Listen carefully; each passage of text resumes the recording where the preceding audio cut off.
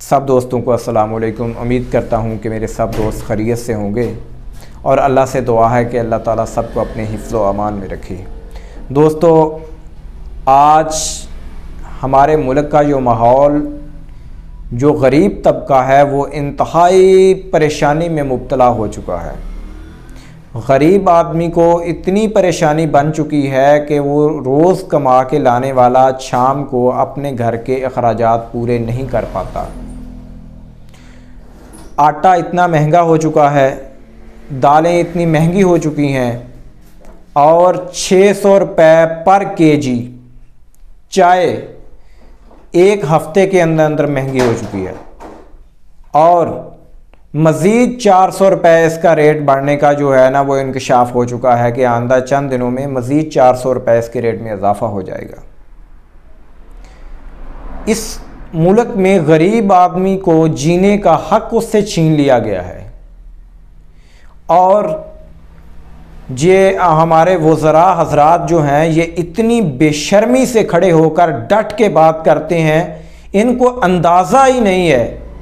मैं आपको कसम वाली बात है, ये सही बात बता रहा हूँ कि मेरा एक दोस्त है, उसके 3-4 घर के अफराद हैं और सारे के सारे जो हैं वो तनख्वाह लेते हैं और तकरीबन 1 लाख से ऊपर पर मंथ जो है वो उनकी इनकम बनती है। वो आज बता रहा था कि हमारे कभी भी 30 दिन पूरे नहीं गुजरे उस तनख्वाह से।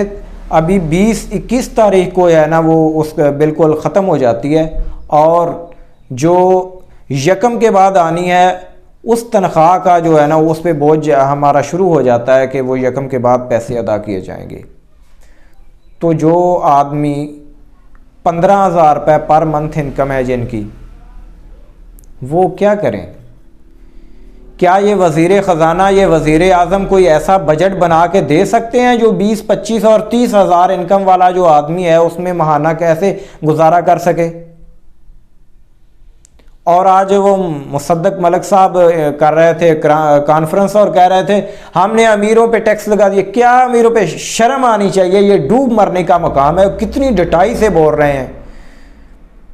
असल में ये शाही ख़ानदानों में पैदा हुए और वहीं पे पले बड़े और बाहर डिग्रियां लेने के लिए चले गए। इनको तो अंदाज़ा ही नहीं है कि ये आदमी जो गरीब आदमी है, जो आम घरों में बच्चे पैदा होते हैं, वो कैसे बड़े होते हैं, कैसे उनको जो तालीम दी जाती है और कैसे वो आगे गुजारा करते हैं। मुल्क को जरगा माल बनाया हुआ है इन लोगों ने। ये एक दफ़ा नहीं, कोई पहली दफ़ा ये मामलात हुए हैं। कब से 2008 से तो मैं जमहूरी हुकूमत देख रहा हूँ कि यही लोग हैं, यही बदलते हैं। कभी उसके पास वो ओहदा चला जाता है, उसके पास वो ओहदा चला जाता है। ये ओहदों की आपस में है ना वो कर लेते हैं, रद्दोबदल होता है। यही लोग हैं, यही काबिज़ हैं, यही मुल्क को तबाह करने वाले हैं और कह रहे हैं कि मुल्क जो है वो इसमें मईशत तबाह हो चुकी है, मुल्क दिवालिया होने के। हमने दिवालिया किया है या आप लोगों ने किया है? हम तो माचिस की डब्बी जो है उस पर भी टैक्स अदा करते हैं, जो हम माचिस खरीदते हैं। और शर्म की बात है और डूब मरने का मकाम है कि आप लोग हमें बताते हो कि मुल्क दिवालिया होने वाला है। और भाई दिवालिया आप लोगों ने किया है, आप लोगों ने खाया है। करोड़ों रुपए टैक्स कलेक्शन के तुम्हारे ऑफिसर खा जाते हैं। कितना जंगलात है, वो महकमा जंगलात में जितने लोग भर्ती होते हैं वो दिनों में पहले मोटरसाइकिल खरीदते हैं, फिर कार खरीदते हैं, फिर बड़ी बड़ी गाड़ियां और वो कहीं के कहीं पहुंच जाते हैं। आप लोगों में तो इतनी जुर्रत नहीं है कि इन लोगों से पूछ लिया जाए ये कहां से आया है। पिछली दफ़ा जो नैब की तरमीम हुई पीटीआई हुकूमत में, उनमें बड़े बड़े जो ब्यूरोक्रेट थे उन पे जो वो ख़त्म कर दिया गया कि इनसे ना पूछा जाए। कितने दुख और अफसोस की बात है। अब ये कहते हैं हमने मुश्किल फैसले। तुमने भाई कौन सा मुश्किल फैसला किया है? यही किया है ना कि अवाम का गला घोंट दें, इनको मज़ीद परेशानी में मुब्तला कर दें। जिनके बच्चियों के रिश्ते करने हैं वो उनके लिए परेशान है। पहले आपको और बात कैसे ज़हन में आ सकती है जिनकी रोटी पूरी ना हो? मुझे बताएं, क्या आपने मुश्किल फैसले, क्या आपने एसी गाड़ियां छोड़ के अपनी पब्लिक ट्रांसपोर्ट पे सफ़र करना शुरू कर दिया है? क्या आप लोगों ने अपने प्राइवेट जहाज छोड़ दिए हैं? क्या आप लोगों ने दिहाड़ीदार मजदूर की तरह ज़िंदगी बसर करना शुरू कर दी है? क्या आपने लाइनों में लग के अब आटा हासिल करना शुरू कर दिया कि अगर पब्लिक ऐसे लेती है तो हम भी ऐसे लें, हम भी ऐसे बच्चे पाल के दिखाएं कि ऐसे गुजारा हो जाता है? यार खुदा का नाम लें, छोड़ दें इन बातों को। और ये आवाम भी कब समझेगी, कब पता चलेगा? ये जो बयानियाँ बनाते हैं, लाखों रुपए लेते हैं इनसे तनख्वाह और इनको ऐसा बयानियाँ बना के देते हैं कि ये बयानियाँ ठीक है, अगर आप ये बात करोगे इस पे पूरी की पूरी पब्लिक आपकी बात को सच समझेगी और आप पे एतमाद करेगी और ये तुम्हारा बयानियाँ चल जाएगा। ये मदारियों वाला काम करते हैं। जो मदारी जो है ना, वो बाहर से एक आदमी छोड़ा करते थे, ये वही काम करते हैं कि बयानियां बनाते हैं, उसके पीछे पूरी कौम को वो पागल बना देते हैं। वो हमारे बड़े बड़े सोशल मीडिया पे बैठे लोग, जवान जो हैं, वो इसमें लग जाते हैं। माँ बाप जो है वो आटा लेने के लिए सारा दिन लाइनों में लगा रहता है, बेटे जो है फेसबुक पे बैठ के, सोशल मीडिया पे बैठ के वो सियासत कर रहे होते हैं। खुदा का नाम लीजिए, इनसे जान छड़ाओ। ये इन्होंने पाकिस्तान को यरगमाल कितनी मुद्दत से बनाया हुआ है, जब से पाकिस्तान बना है यही लोग जान नहीं छोड़ रहे। और वो बैठे जो असेंबली में होते हैं, वो स्पीकर के सामने, वो स्पीकर पता नहीं कौन सा उनमें पत्थर का दिल लेके बैठा होता है, लोगों की बातें सुन रहा है और मुस्करा रहा है और बहुत आराम से सुन के उनमें जूं तक नहीं रेंगती।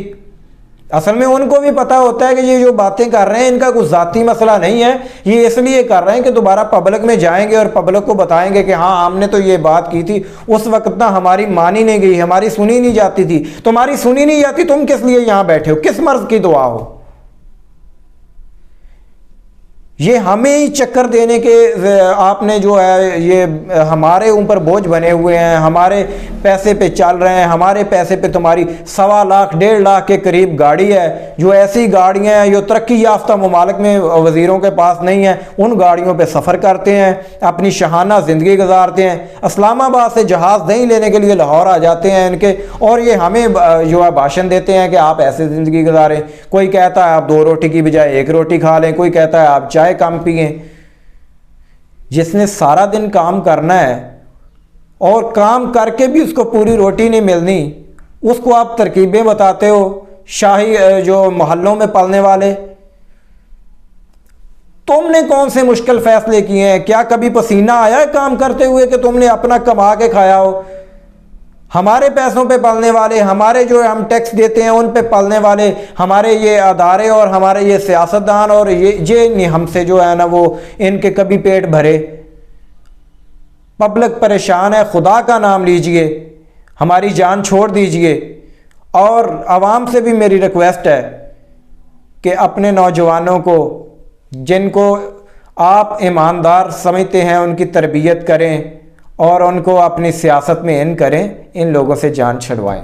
खुदारा इन पार्टियों के पीछे अंधाधुंध चलना छोड़ दें, मेहरबानी, वरना इस मुल्क का कोई मुस्तकबिल नज़र नहीं आ रहा।